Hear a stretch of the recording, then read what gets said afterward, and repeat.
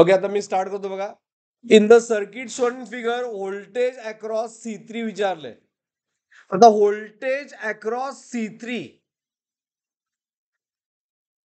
मग यामध्ये काय दिलं बघा, असं तुम्ही थिंक करायचं की बॅटरीनं करंट सप्लाय केला, इथं आला, इथं करंट काय आला, डिवाइड झाला, मग या दोन पार्ट मध्ये. Is it right?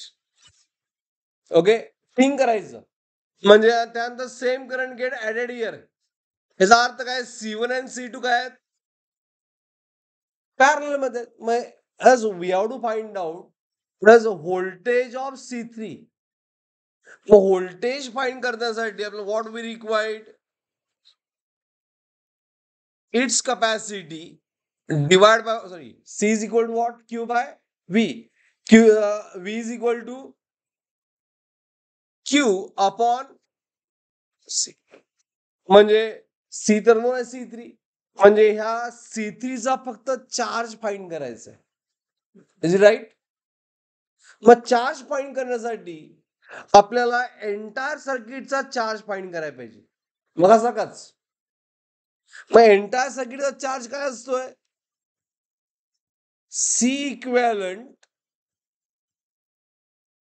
Into voltage. Voltage एकच आहे, V. व्होल्टेज Vच आहे, म्हणजे फक्त C इक्विव्हॅलंट फाइंड करायला पाहिजे. गेट एव्हरीवन, चार्ज फाइंड करण्यासाठी. ओके, मग आपल्याला V3 फाइंड करायचं आहे, तर Q by C3, but Q आपल्याला फाइंड करायला पाहिजे फॉर एंटायर सर्किट. मग त्यासाठी C इक्विव्हॅलंट फाइंड करूया. मग C इक्विव्हॅलंट साठी पहिल्यांदा C1 C2 काय आहेत, पॅरलल.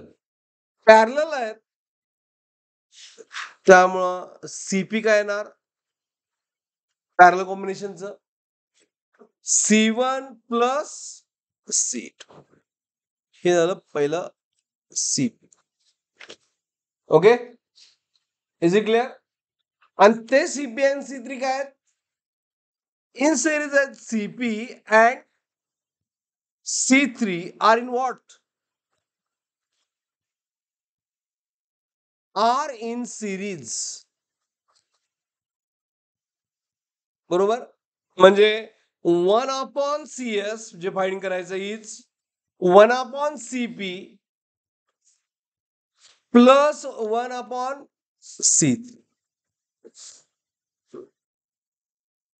ओके, ह्याची गरज आहे काय, नाही का, या स्टेपची गरज नाही आहे, कारण आपण दोन आहेत ना. मग आपण दुसरा फॉर्म्युला यूज करू, CS is product divide by what, addition. Product किती आहे, C1 plus C2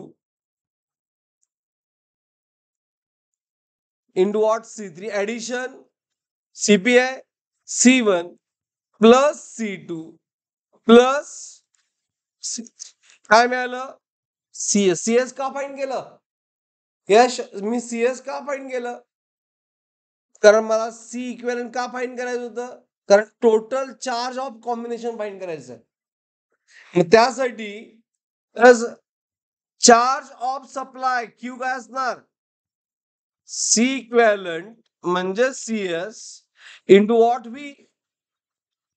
so it is C1 plus C2 ब्रॅकेटच्या बाहेर C3 divide by what, C1 plus C2 plus C3 C2 into what, V. And finally आता V1 V3 find करायचं आहे, capacitor charge find करायचं आहे. So voltage, sorry, potential V3 is, it is a Q by C3. Q by C3. तर Q किती आहे, C1 C2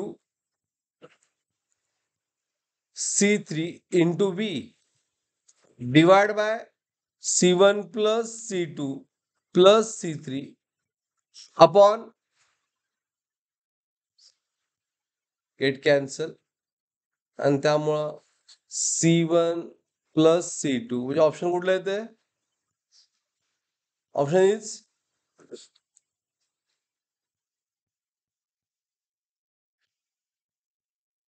option कुठलं येते? V into C1 C2 option. Is it clear? ह्यावर जरा थिंक करा आज घरी.